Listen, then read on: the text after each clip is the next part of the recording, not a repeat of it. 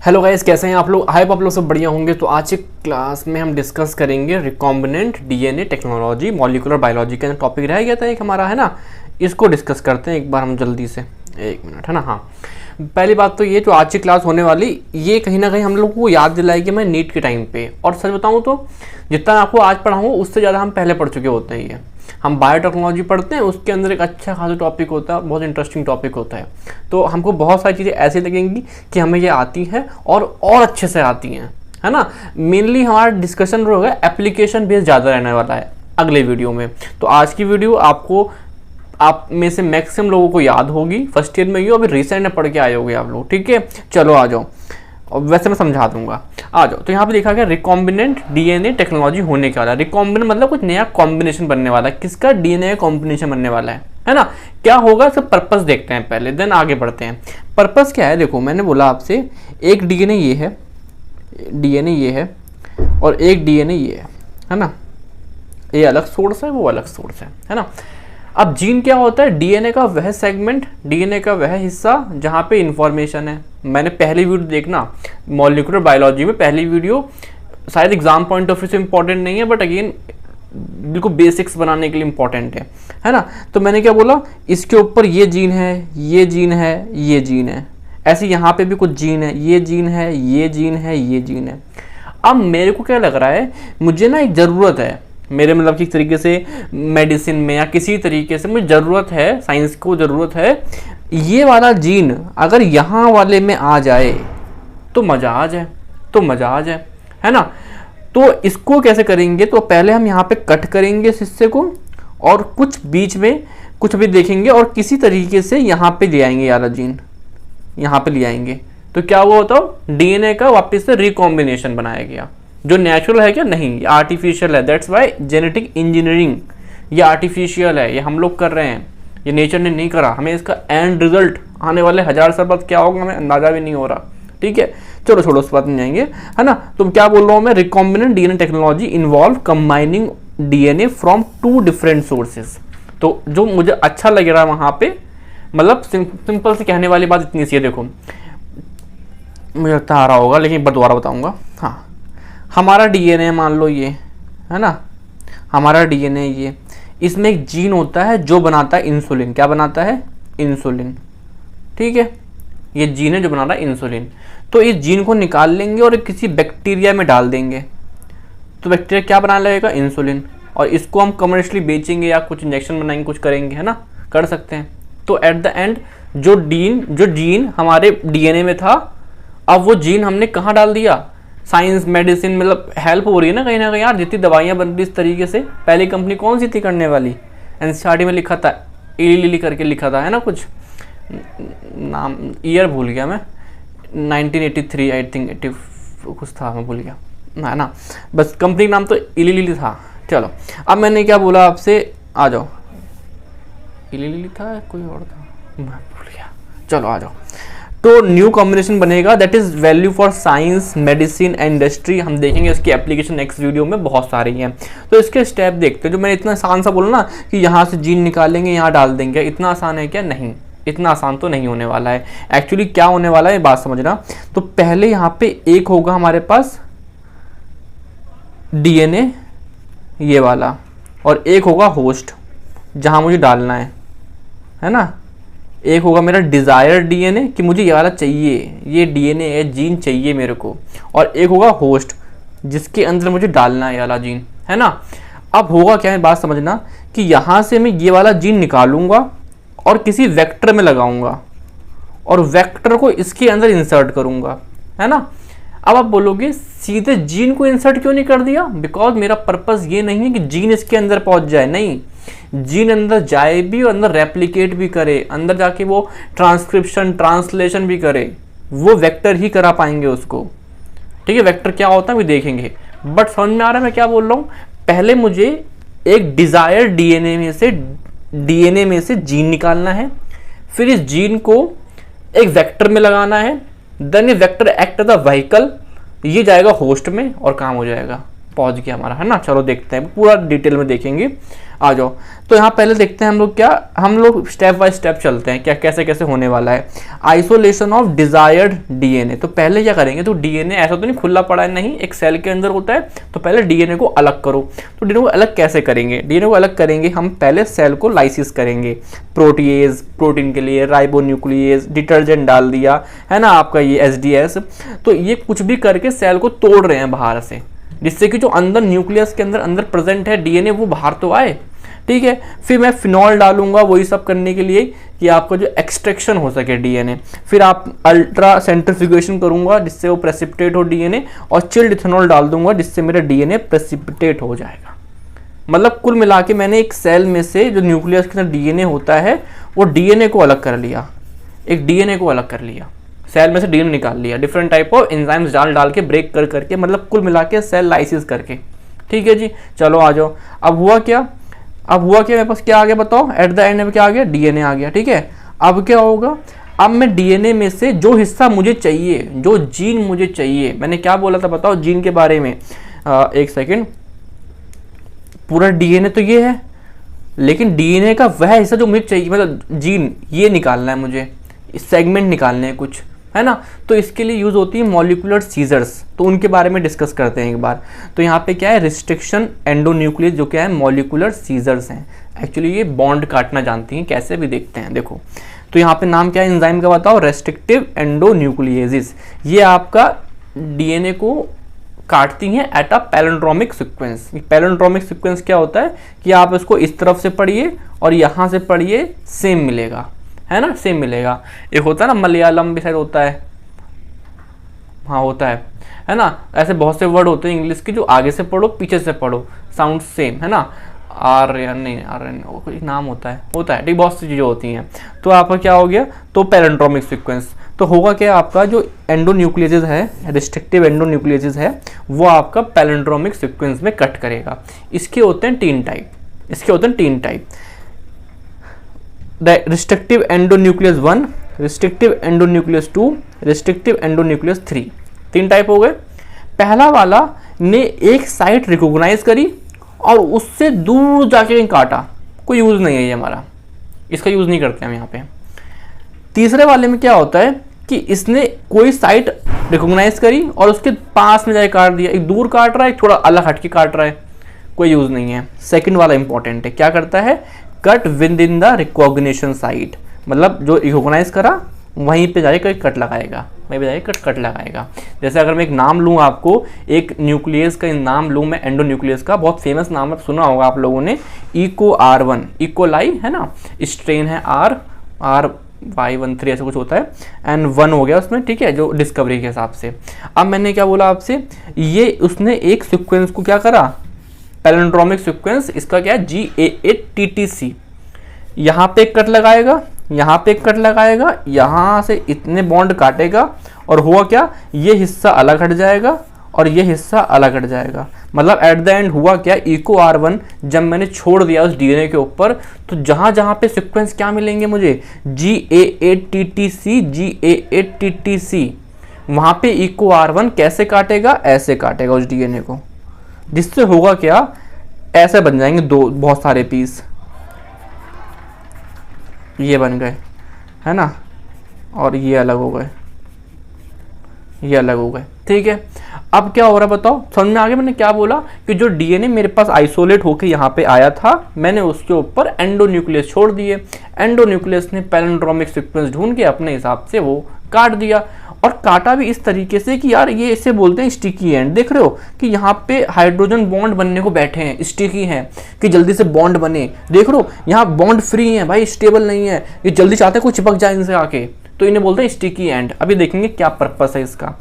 अब जो ये फ्रेगमेंट बने हैं एंडोन्यूक्लियस की वजह से, सीजर्स की वजह से, उनका मैं क्या करूंगा, जेल इलेक्ट्रोफोरेसिस करूंगा, सबको अलग करूंगा, सी इफेक्ट बोलते हैं उनके इस तरीके से साइज के हिसाब से, है ना। फिर क्या होगा, डीएनए फ्रेगमेंट अलग हो जाएंगे और मैं उसमें से अपना जो डिजायर्ड जीन होगा वो निकाल लूंगा, डीएनए प्रोब करके, उसे बोलते हैं साउदर्न ब्लोटिंग, है ना।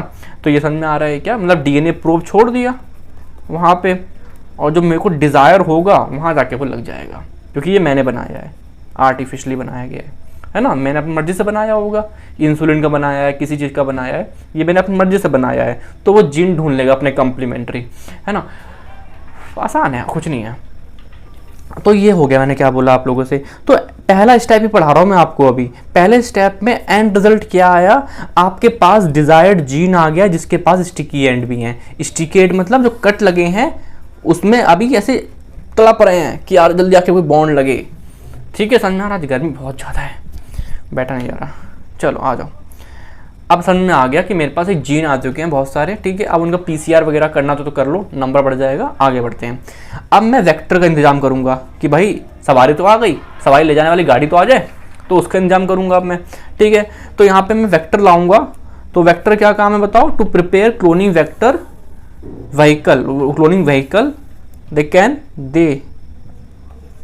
Can carry donor into a host cell, मतलब जो होस्ट सेल है उसके अंदर ही लेके जाएंगे। ठीक है जी। तो हमारे पास प्लाज्मिड होता है। प्लाज्मिड क्या होता है? बैक्टीरिया के अंदर एक्स्ट्रा क्रोमोसोमल मटेरियल, कि ये बैक्टीरिया होता है, एक तो इसका अपना सर्कुलर डीएनए हो गया, अपना वो हो गया, और जो एक अलग होता है, पड़ा रहता है, जो इससे अलग है, अलग रेप्लिकेट करेगा, सब कुछ अलग है उसका, तो उसे बोलते हैं प्लाज्मिड। तो उसका यूज़ कर सकते हैं। या फिर बैक्टीरियोफेज का। बैक्टीरियोफेज क्या होते हैं? ऐसे फेज, ऐसे वायरस जो बैक्टीरिया को इन्फेक्ट करते हैं। तो ये YAC है ना, क्या बोलेंगे, BAC bacterial artificial chromosome, yeast artificial chromosome हम लोगों ने बनाए हैं। तो ये कुछ क्या है बताओ? ये कुछ क्या है? ये आपके व्हीकल है। ठीक है, तो पहले तो मैंने बोला प्लाज्मिड कहाँ होता है? बैक्टीरिया के अंदर। तो फिर से निकालो प्लाज्मिड। क्या करूँगा मैं? वही काम करूँगा, लाइजोजाइम, वही डिटर्जेंट, EDTA, चीटिंग एजेंट डालूंगा, है ना। तो मतलब कुल मिला के मैंने सेल को फिर से लाइसिस, सेल वॉल को तोड़ दिया, सेल वॉल को फिर तोड़ दिया। ठीक है, फिर वही काम, इलेक्ट्रोफोरेसिस करा, अल्ट्रा सेंट्रीफ्यूगेशन किया, कुल मिला के जो बैक्टीरिया के अंदर प्लाज्मिड था वो बाहर निकाल लिया। अब मैं उस प्लाज्मिड में सेम, मैंने क्या बोला बताओ, जो एंडोन्यूक्लियस मैंने यहाँ पे यूज किया, अगर मैंने यहाँ पे EcoR1 यूज करा था तो मैं सेम यहाँ पे यूज करूंगा। ये ध्यान रखना, इंपॉर्टेंट पॉइंट है ना। जिससे क्या होगा, जो मेरे स्टिकी एंड बनेंगे वो कॉम्प्लीमेंट्री बनेंगे। अगर देखो सिंपल सी बात है, अगर मैं सेम एंडोन्यूक्लियस इस्तेमाल करूंगा तो जैसे कट वहां लगेंगे वैसे कट प्लाज्मिड में लगेंगे, और दोनों क्या होंगे? कॉम्प्लीमेंट्री, तो चिपकने में आसानी होगी, है ना। तो यहाँ पे जो स्टिकी, यहाँ पे प्लाज्मिड है, इसमें मैंने EcoR1 डाल दिया, मान लिया अभी के लिए, क्योंकि मैंने यहाँ पे भी EcoR1 लिखा था, है ना। तो यहाँ पे क्या हो जाएगा बताओ? यहाँ पे आके यहाँ क्या हुआ? ये कट लग गया, यहाँ पे कट लग गया। ठीक है, दिख रहा है हम लोगों को? आ जाओ। अब क्या होगा? Next step, formation of recombinant DNA। तो अभी क्या आ चुका है मेरे पास? ये आ चुका है पहले स्टेप से। फर्स्ट स्टेप में पढ़ा हम लोगों ने कि डिजायर्ड जीन आ गया हमारे पास। ये हमारे पास क्या आ गया? वेक्टर आ गया, प्लाज्मिड आ गया सेकंड स्टेप से, है ना। अब थर्ड स्टेप में क्या होगा? दोनों को मिलाओ, दोनों को चिपकाओ। चिपकाने का एंजाइम कौन सा आता है? लाइगेज। ATP खर्च होती है, तो दोनों चिपक गए, और क्या बन गया भाई? ये बन गया रिकॉम्बिनेंट DNA। अब हमारे पास रिकॉम्बिनेंट DNA, नाम में क्या रखा? रिकॉम्बिनेशन DNA, मिले हैं DNA, दो अलग DNA मिले हैं। ठीक है, ये हो गया। अब क्या होगा, मेरी बात समझना, introduction of recombinant DNA into host cell.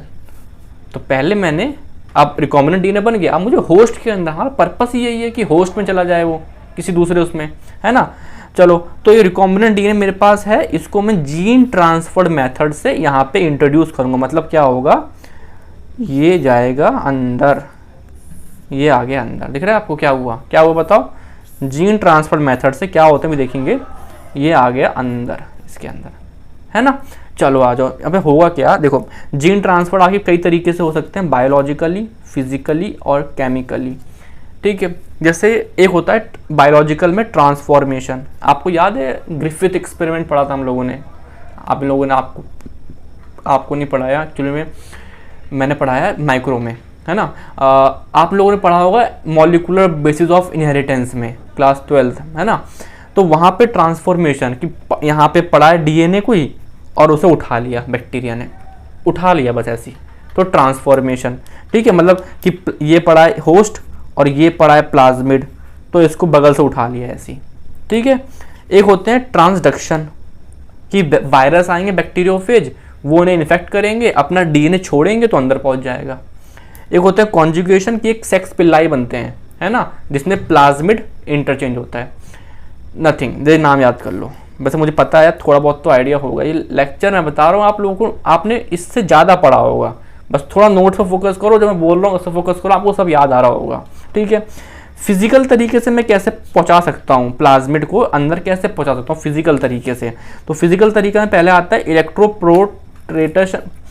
Electroporation, है ना। इसमें क्या होगा, मैं इलेक्ट्रिक फील्ड दूंगा, जिससे क्या होगा, जो पोर्स होंगे सेल मेम्ब्रेन में, वॉल में, वो बड़े हो जाएंगे। इलेक्ट्रिक फील्ड में रखा, इलेक्ट्रिक फील्ड की वजह से वहाँ पे जो पोर्स हैं वो बड़े हो जाएंगे, तो प्लाज्मिड अंदर चला जाएगा, ठीक है।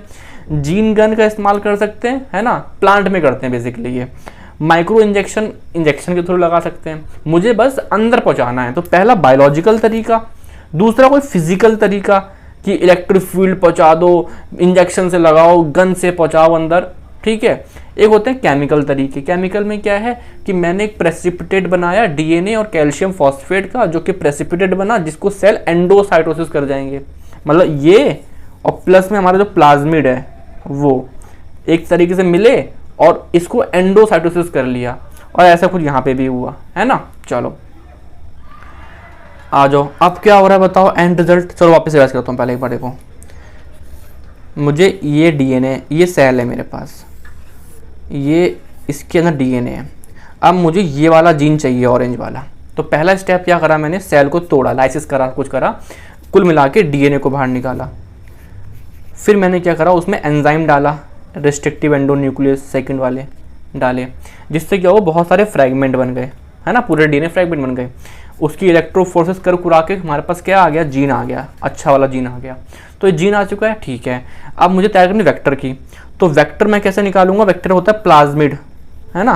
प्लाज्मिड कहाँ होता है, बैक्टीरिया के अंदर। तो इसको निकालने के लिए फिर से वही लाइसिस करना पड़ेगा, तोड़ना पड़ेगा, एंजाइम डाल के तोड़ा, कुल मिला के क्या आ गया, मेरा प्लाज्मिड बाहर आ गया, ठीक है। फिर उसके ऊपर वही सेम रेस्ट्रिक्टिव एंडोन्यूक्लियस डाला, जिससे कि क्या हुआ, वो कट गया हल्का सा, वहाँ एक हिस्से से कट गया, जहाँ पे वो कोड होगा GAATTC, कट गया, है ना, मान लो यहाँ से कटा, यहाँ से कट गया। अब क्या करते हैं, दोनों को मिला दो। कैसे मिलेंगे दोनों, डीएनए लाइगेज आएगा और ये आपका जुड़ गए, ठीक है। इसे बोलते हैं रिकॉम्बिनेंट डीएनए।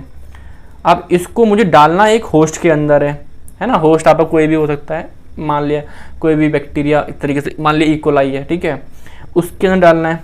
तो इसके लिए जीन ट्रांसफर है तरीका, बायोलॉजिकल, फिजिकल, केमिकल। किस तरीके से क्या हुआ, ये जो है इसके अंदर आ गया।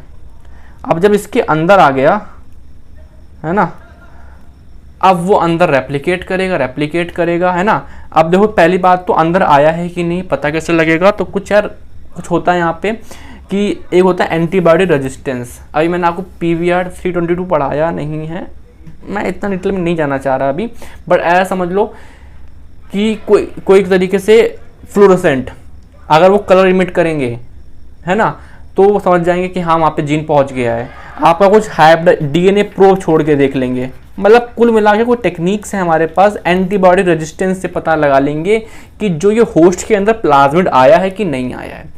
अगर आ गया है तो उसे ग्रो कराएंगे, उसे कल्चर में ग्रो कराएंगे, ठीक है। अब होगा क्या, जो आपका जब ग्रो कराएंगे तो जो रिकॉम्बिनेंट जीन पहुंचा है वो क्या करेगा बताओ, ट्रांसक्रिप्शन बनाएगा mRNA और बनाएगा प्रोटीन। ये पर्पस है मेरा, यही तो है जो मुझे मोटो था मेरा, कि कैसे भी करके जीन अंदर पहुंचे होस्ट के अंदर और बनाए प्रोटीन। मतलब कि अगर मैंने इंसुलिन का जीन इकोलाई में डाला बैक्टीरिया के अंदर तो इंसुलिन बने, तो है ना, तो ये बन रहा है, बस ये पर्पस हो गया फुलफिल, ठीक है। चलो ये वाला पॉइंट इतना खास नहीं है अभी, क्योंकि बिना मतलब की चीज़ हो जाती है।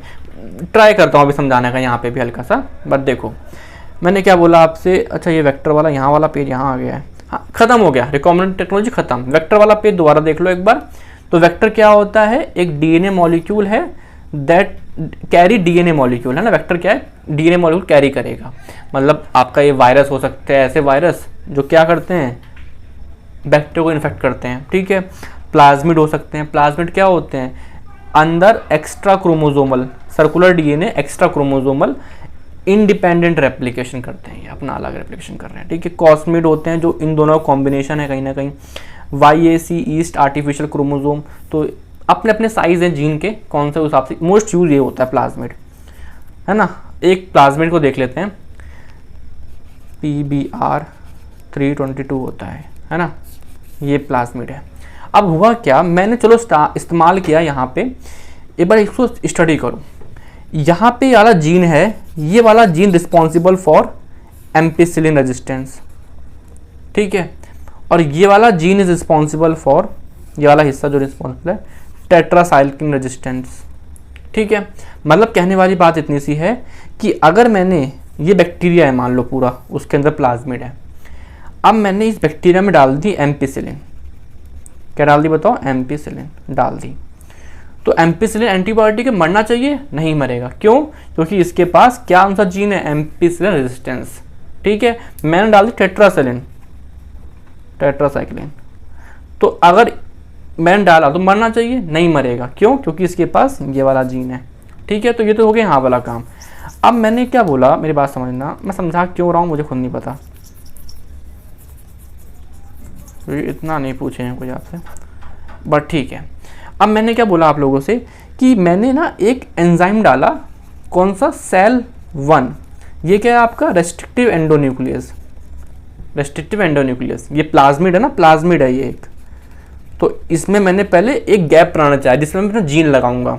तो हुआ क्या, मान लिया इतने हिस्से में गैप बन गया, यहाँ वाले हिस्से में, क्योंकि सेल 1 की जगह यही है, तो इतने में जगह खाली हो गई, और क्या लगेगा इस जगह, बताओ क्या लगेगा, हमारा जीन लग गया, हमारा मतलब जो मैंने डिज़ायर्ड जीन है, जो पहले स्टेप में निकला था, वो मैंने यहाँ लगा दिया, ठीक है। जब मैंने यहाँ लगा दिया, अब मैंने इसको किसी होस्ट के अंदर डाला, है ना, होस्ट के अंदर डाला। अब मैं कैसे पता लगाऊंगा कि ये पहुंचा कि नहीं पहुंचा, अब मैंने इसके अंदर एक एंटीबॉडी डाली, एम्पिसिलिन, तो मुझे बताओ अगर इसके अंदर ये वाला पहुंचा होगा तो ये मरना चाहिए कि नहीं मरना चाहिए, आप बोलोगे एम्पिसिलिन रेजिस्टेंट का जीन तो है, तो नहीं मरेगा ये। मैंने डाला टेट्रासिलिन,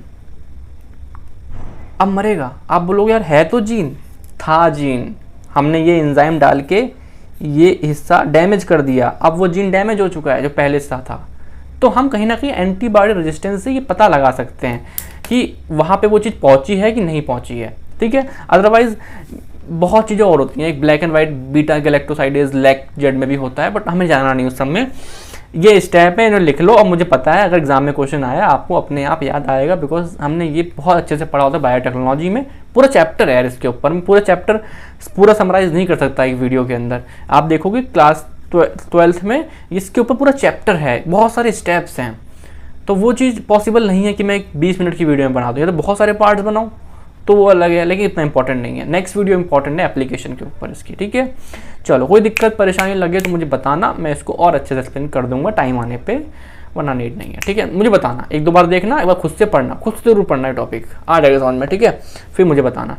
okay guys, thank you, bye.